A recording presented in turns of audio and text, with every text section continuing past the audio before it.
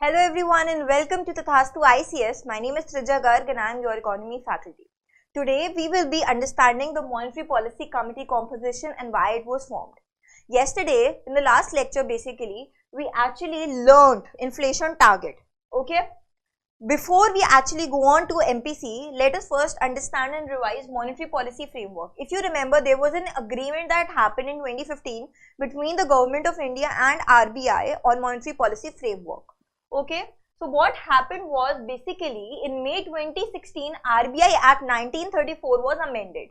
Okay, to provide a statutory basis, that is a legal basis for the implementation of what the flexible inflation targeting framework. If you remember, one of the agreement points of the agreement that happened between the Government of India and the RBI in 2015 on monetary policy framework was that our main goal would be in flexible inflation targeting.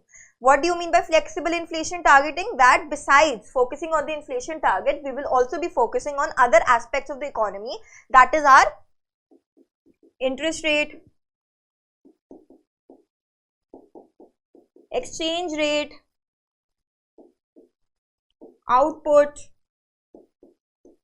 and also employment. Okay, so with inflation target, we will also be focusing on this, and that was our inflation targeting framework. So by amending the RBI Act 1934, we actually provided a statutory basis to this. Now, this section was introduced, that is section 45ZA, and in this what happened was they said that the Government of India will, with consultation with the RBI, will determine a inflation target, okay, in terms of consumer price index, which is our nominal anchor. As you remember, we mentioned in our report, Ujjwal Patel committee report, okay, and once in 5 years. So for 5 years the inflation target will be set, and that will be notified in the Government of India's official gazette. Okay, then in May that happened. Okay, we provided a statutory basis. Then in August 2016, what happened was the central government, they actually notified in the official gazette that the consumer price index target, okay, the inflation target would be 4% with a tolerance limit. Okay, we have upper tolerance limit and lower tolerance limit of 2%. That means that our inflation target was set to be 4% plus minus 2%. That is 2% to 6%. Okay, then again the central government decided in consultation with RBI that we will retain our inflation target for another 5 years. This was set till 2021, from 2016 to 2021, and now another 5-year target was the same, that is 4% plus minus 2% with the limits. Okay, so this is till 2026. Now, you shall know that RBI is the one who is responsible to maintain the inflation rate within the target. Okay, so they need to contain the annual inflation till March 2026 within the range of 4% plus minus 2%.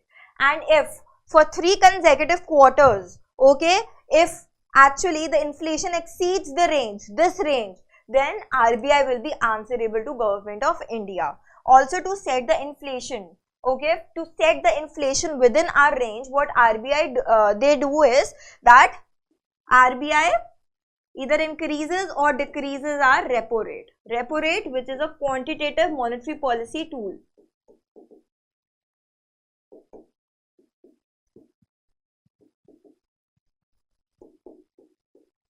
Monetary policy tool. So I hope that you remember something. Let us just go through repo rate once. Repo rate is a short-term lending rate. Short-term lending rate. So for example, ICICI Bank, which is a scheduled commercial bank listed in Schedule 2 of RBI Act 1934, it wants a short-term loan from RBI. What will it do is, it will provide some government securities to the RBI. Okay, government securities to RBI. Government security means treasury bills, cash management bills, then we have dated securities, then we have state development loans, okay, or bills. Okay, in return RBI will provide loan to ICICI Bank, and then ICICI Bank will have to pay an interest rate which is called the repo rate. Okay, so this is short term lending. Now imagine there is inflation in our economy. Inflation means that there is money supply increase in our economy. which has led to increase in demand, which has led to basically supply doesn't change with the same level.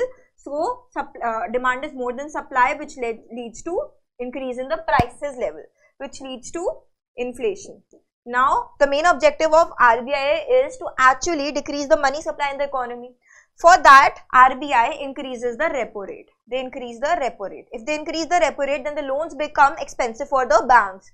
Okay, so either they will not take the loans or they will provide loans at higher interest rate to consumers and businesses. Okay, even consumers and businesses, they might not take the loans, which will lead to decrease in the money supply, hence demand, hence supply is the same. So they will decrease the price level to actually sell their products, which will basically control the inflation level. So that is repo rate. Similarly, if there is deflation in our economy, okay, that means people do not have money, which has led to decrease in demand, which has led to decrease in supply, which has led to basically very much decrease in the prices level, hence impacting our economic growth as well, which has led to deflation. In that case, RBI will decrease the repo rate to actually help people, help expand the money supply in the economy and help basically increase the demand in the economy and hence output. Okay, so that is how repo rate works, and that is how this is the policy rate on which other tools are dependent. So that is why RBI focuses on this policy rate, that is our repo rate, and they actually increase and decrease it to actually help our inflation stay within the target. Okay, I hope this is clear. Now, what happens is if RBI fails to maintain the inflation target, okay, so they have said that the central government has said that if average inflation is more than the upper tolerance level, that is 6%, if it is more than 6% for 3 consecutive quarters, okay, we have 4 quarters in a year, so 3 consecutive quarters, or the average inflation is less than the lower tolerance level, that is less than 2%, which is also not good for our economy, because you know that the producers produce for profit. If the price level decreases too much, then they will not produce, which will impact the output level in our economy and hence the economic growth. Okay, so that is also not good. So moderate economy, moderate inflation, we can say that is good for our economy. Okay, so in that case, what RBI will have to do is they will have to, in a report, they will have to mention the failure reasons, okay, the reasons of failure to achieve the inflation target for 3 consecutive quarters. What are the remedial actions, what will they do, and the estimated time period in which they will achieve the inflation target. Okay, this is what they will mention. Okay, 3 things. One is the reason for failure, one is the remedial actions, and the estimated time period. Okay, 3 things that they will have to mention to the Government of India.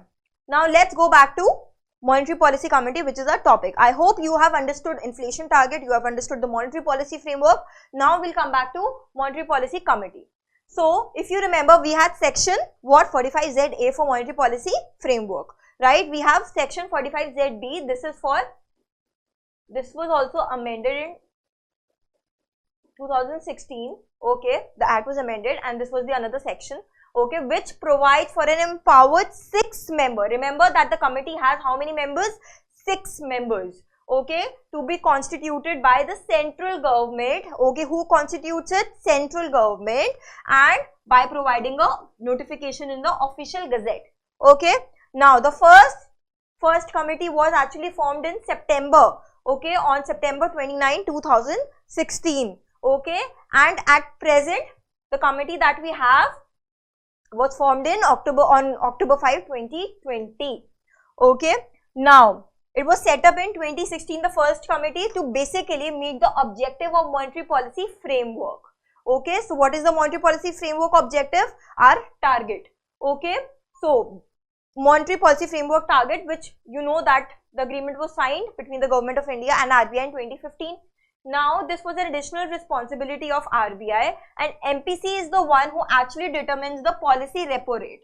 Who determines the policy repo rate? So, whenever you see a change in our repo rate, for example, right now it is 6.50%. So, whenever you see a change in the policy repo rate, you will always see that it is decided in the Monetary Policy Committee meetings. Okay, to achieve the inflation target, the role of RBI is that they are responsible to maintain it, and MPC is the additional responsibility of RBI, who actually decides the policy rate so that our inflation stays within the inflation target.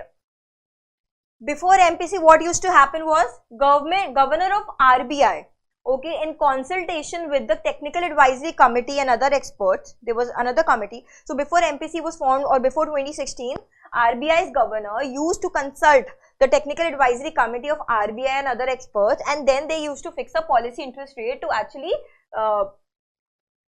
control the inflation in the economy.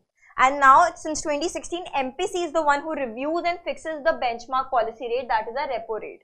Okay, so that our inflation is contained within the inflation target. Composition, there are 6 members, 3 of RBI, 3 of government. Okay, so 3 members from the RBI, one is our governor, which is also the ex officio. Okay, and then we have deputy governor, which is responsible for the monetary policy, and when we have the official one official of RBI, which is nominated by the board of RBI. Okay, so at the moment Shaktikanta Das, RBI governor, okay, he is the chairman. Then we have Michael Patra, who is the deputy governor, and this is Midul Sagar is the official. Okay, and another 3 members are from the government. Okay, they are nominated by the government. Okay, they are external members who hold office for 4 years and they cannot be reappointed. Okay, so their tenure is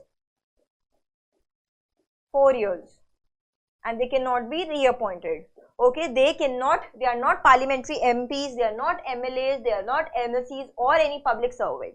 Who are they? If you see, they are external members. For example, at the moment it is Ashima Goel. Ashima Goel is a professor of economics at Indira Gandhi Institute for Development and Research, and also she is PM's Economic Advisory Council. Okay, then we have Shashank Bhide. He is a senior advisor research programs at the National Council of Applied Economic Research, and we have Jayant Verma, who is a professor in finance and accounting area at IIM Ahmedabad. So if you see, they are experts in their respective areas who can actually help the Monetary Policy Committee. Okay, so there are 6 members that you need to understand. Okay, so they are required to meet 4 times in a year, at least 4 times. Okay, but if you see, at the moment they are meeting 6 times in a year, every 2 months they are meeting. Okay, but if we say they are required to meet at least 4 times as per the guidelines. Okay, the quorum for the meeting is that we need at least 4 members to decide something. Okay, each member has 1 vote. Okay, and if there is equality, for example, if there is basically a tie between the in a judgment, so what will happen is that the governor will get a second or a casting vote, so a deciding vote will be given by the governor. Okay, now each member of the Monetary Policy Committee, they have to write a specific reason for actually in favor or against the resolution that will be formed, that you need to understand and learn. Okay, so this was our lecture on Monetary Policy Committee, but let us first try and solve this PYQ which was asked in 2017 on the same topic.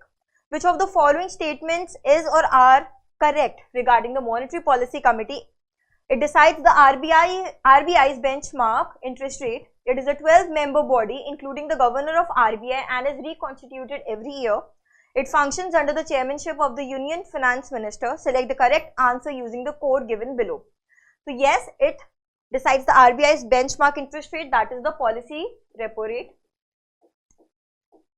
which helps contain the inflation within the inflation target. It is not a 12-member body, it is a 6-member body that I just discussed with you, and it is also not reconstituted every year. Also, it functions under the chairmanship of the Union Finance Minister. This is wrong. Who is the chairman? Governor of RBI. So answer is 1 only. These are some practice questions. Give the answers in the comment section.